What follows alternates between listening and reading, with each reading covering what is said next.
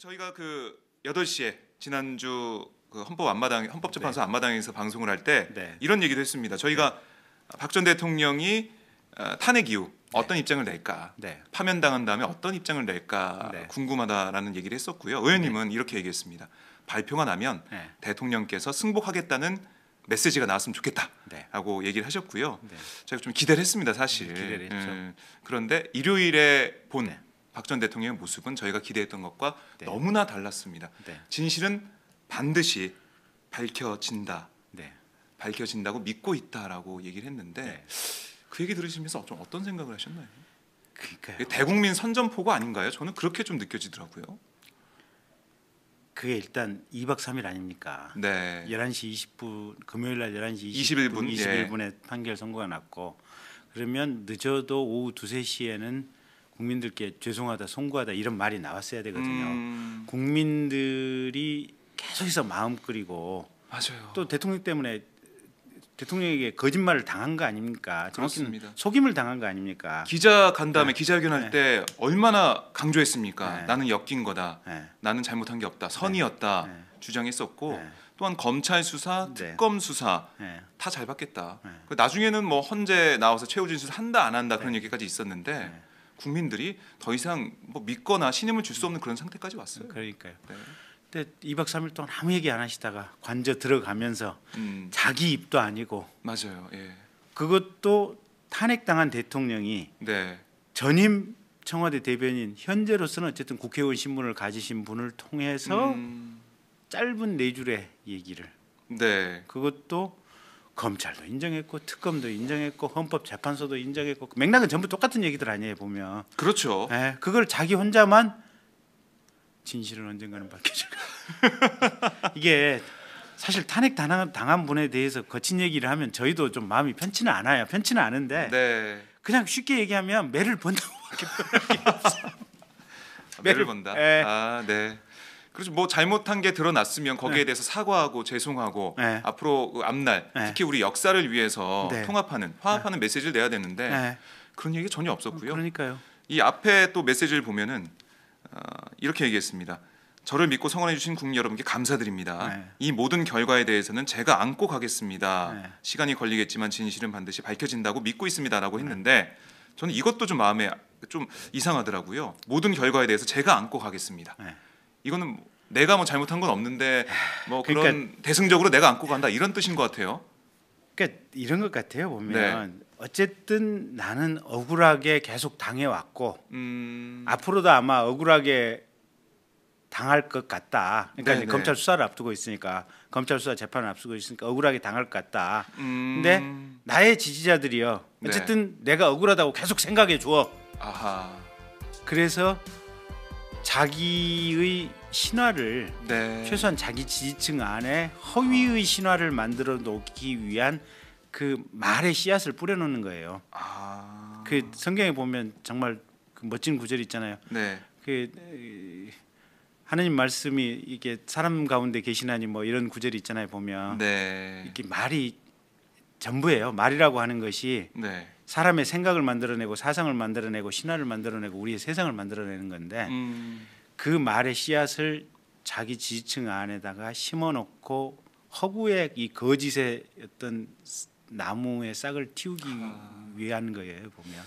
결국 이것도 보면 자기 자신을 위한 거 아닙니까? 그렇죠. 우리 국민을 위해서 역사를 위해서 이런 얘기를 한 게 아니라 공도의가 아니고 자기 생존. 그 조금 더 보면 자기 몇몇 측근들까지 포함한 자기 세력들의 생존. 이 한나라의 대통령이었다고는 볼 수 없는 그런 모습을 저희가 보고 있는데 사실 그날 사저로 갈 때 뭐 이제 청와대에서 이틀 머물렀다 뭐 이거는 저희가 많은 비판도 있었지만 조국 교수는 뭐 숙박비 받아야 된다 이런 말씀까지 하셨지만 어쨌든 그걸 넘어가서도 사저에 들어가면서 저는 웃으면서 지지자들에게 손을 흔들고 마치 선거 유세장에 나온 듯한 그런 모습을 보면서 저는 솔직히 소름이 돋았다고 해야 되나요? 좀 어떻게 저럴 수가 있을까 그런 생각이 들더라고요. 짜증도 나고 저도 그 TV 화면으로 보고 있다가 속에서 확 이렇게 올라오는데 같은 모든 사람이 똑같은 얘기를 하더라고요. 같은 얘기를 하고 아니 저희가 그 5천만을 웃긴다 웃겨야 산다고 했는데 대통령을 제가 웃게 만든 거 아닌가 하는 생각도 들어요. 근데 네. 대통령이 하도 저희를 웃겨버리는데 이게 웃기는 게 너무 시니컬해가지고 웃다가 지금 신경질이 스멀스멀 올라와요. 우리가 대통령 웃긴 게 아니라 네. 박 전 대통령 웃긴 게 아니라 박 전 대통령이 우리를 웃기고 대통령이 좀 우리를 웃기는데 안 웃기는 걸로 어거지로 웃기려니까 지금 힘들어 죽겠어요. 그렇게 볼 수도 있겠네요. 이 양반이 또 한 가지 놀랬던 것은 얼굴이 탱탱하잖아요 보면. 얼굴이 탱탱하지. 그러니까 이 양반의 정치는 이런 거예요 보면. 이렇게 사람들에게 화려하고 빛나게 보이는 이 외관을 통해서 사람들을 따라오게 하는 딱 이거예요 보면. 첫째 그거고 두 번째는 싸우고 대립하는 이 모습을 보여서 자기 주변에 뭉치게 하는 거예요 보면. 그러니까 이게 뭐랄까 이 싸움과 투쟁의 절차적 방법론 여기에 천재예요 보면. 근데 문제는 그렇게 싸워서 이겼을 때 콘텐츠가 있어야 될 거 아니에요. 국민들을 잘 살게 해주는 거. 뭐 때문에 싸우는데 뭐 때문에 이게 정치 세계에 나가서 승리를 하는데 이게 국리민복 아니에요. 그렇죠. 국가에 이렇게 국민들을 복되게 하고 그래서 공직을 하는 거 아닙니까? 그 컨텐츠가 없고 그 생각이 없는 거예요. 오로지 싸워서 이긴다. 환한 표정과 멋있는 자세와 이 폼새로 뽀닥으로 사람들을 끌고 다닌다. 그다음에 싸워야 될 전선이 상대방이 뭔가 조금만 잘못한 게 있으면은 이게 팍 때리면서 싸워야 될 전선 강인한 어떤 투사로서 모습을 보여서 자기 주변에 응집시킨다. 이런 정치적 전투적 기술만 그냥 온몸에 밴 사람이에요. 어린 시절에 보면 부친이었던 대통령 옆에서 그런 부분만 정확하게 습득을 했던 거예요. 그렇군요. 박정희 전 대통령을 닮을 수밖에 없는 그런 대통령이었군요. 지금 저희 화면으로 이 삼성동 사저 박 전 대통령이 도착하는 모습 좀 저희가 보여드리긴 했는데요. 지지자들이 많이 왔더라고요.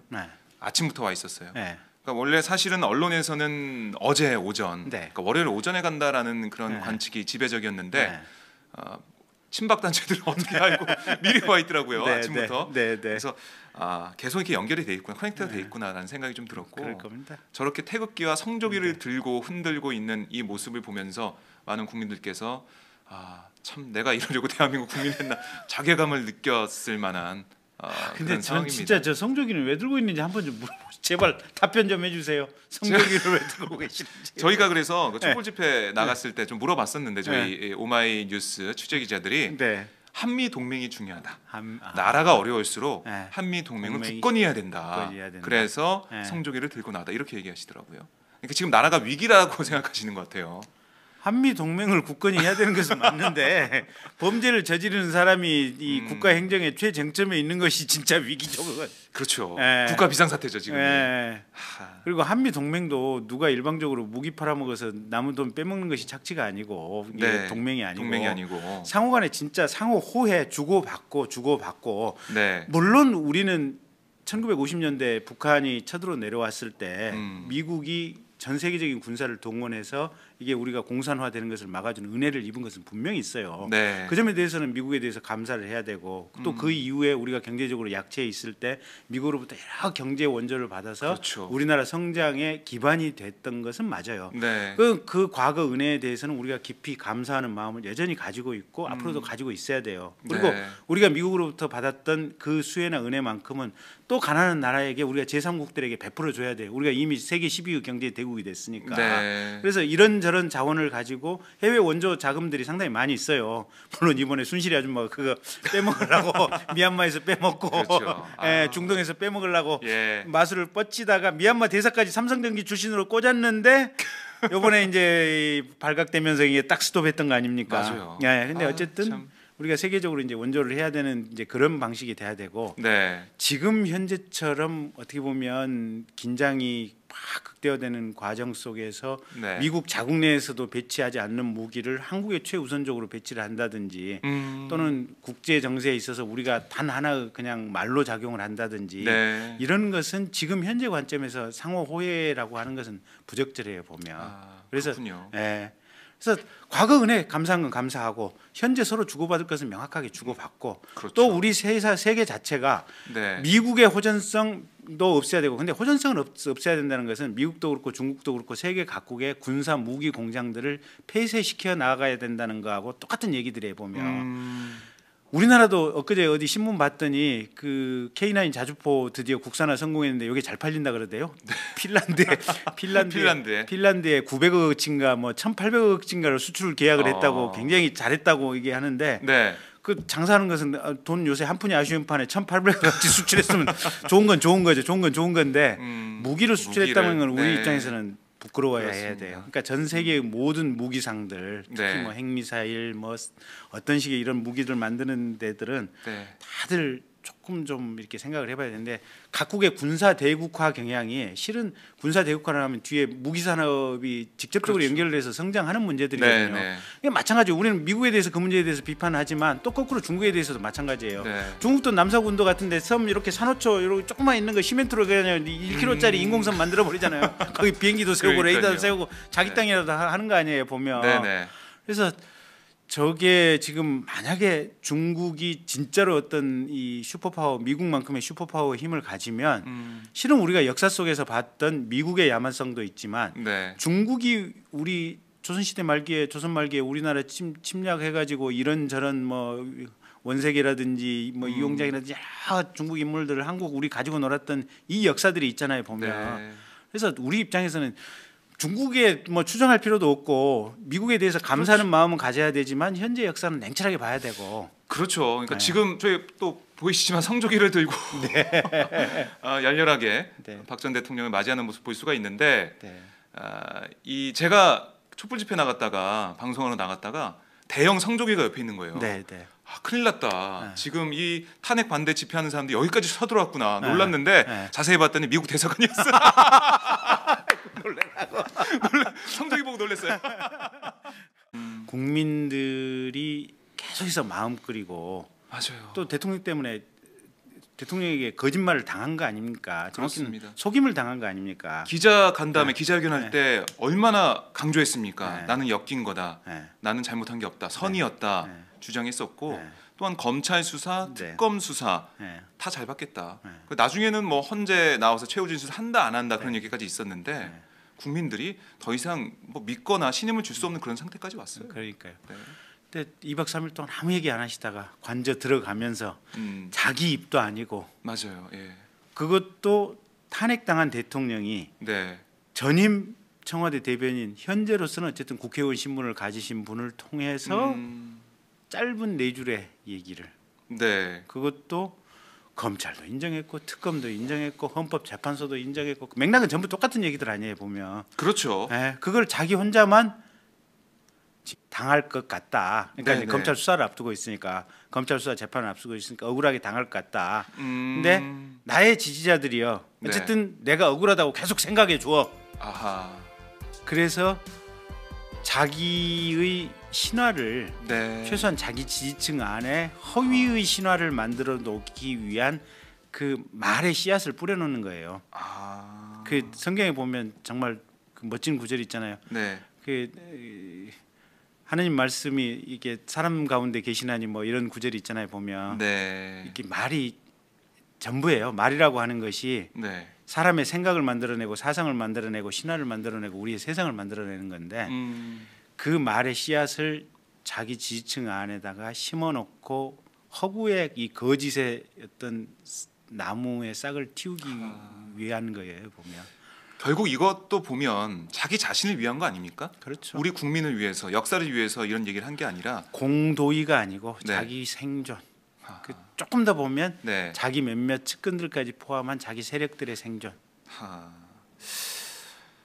이 한 나라의 대통령이었다고는 볼 수 없는 그런 모습을 저희가 보고 있는데 사실 그날 사저로 갈 때 뭐 이제 청와대에서 이틀 머물렀다 뭐 이거는 저희가 많은 비판도 있었지만 조국 교수는 뭐 숙박비 받아야 된다 이런 말씀까지 하셨지만 어쨌든 그걸 넘어가서도 사저에 들어가면서 저는 웃으면서 지지자들에게 손을 흔들고 마치 선거 유세장에 나온 듯한 그런 모습을 보면서 저는 솔직히 소름이 돋았다고 해야 되나요? 좀 어떻게 저럴 수가 있을까 그런 생각이 들더라고요. 짜증도 나고 저도 그 TV 화면으로 보고 있다가 속에서 확 이렇게 올라오는데 같은 모든 사람이 똑같은 얘기를 하더라고요. 같은 얘기를 하고 아니 저희가 그 5천만을 웃겨야 산다고 했는데 대통령 저희가 그 8시에 지난주 그 헌법재판소 앞마당에서 방송을 할 때 네. 이런 얘기도 했습니다. 저희가 박 전 대통령이 탄핵 이후 어떤 입장을 낼까, 파면당한 다음에 어떤 입장을 낼까 궁금하다라는 얘기를 했었고요. 의원님은 이렇게 얘기했습니다. 발표가 나면 대통령께서 승복하겠다는 메시지가 나왔으면 좋겠다라고 얘기를 하셨고요. 제가 좀 기대를 했습니다, 사실. 기대를 했죠. 그런데 일요일에 본 박 전 대통령의 모습은 저희가 기대했던 것과 너무나 달랐습니다. 진실은 반드시 밝혀진다고 믿고 있다라고 얘기를 했는데 그 얘기 들으시면서 좀 어떤 생각을 하셨나요? 그러니까요. 대국민 선전포고 아닌가요? 저는 그렇게 좀 느껴지더라고요.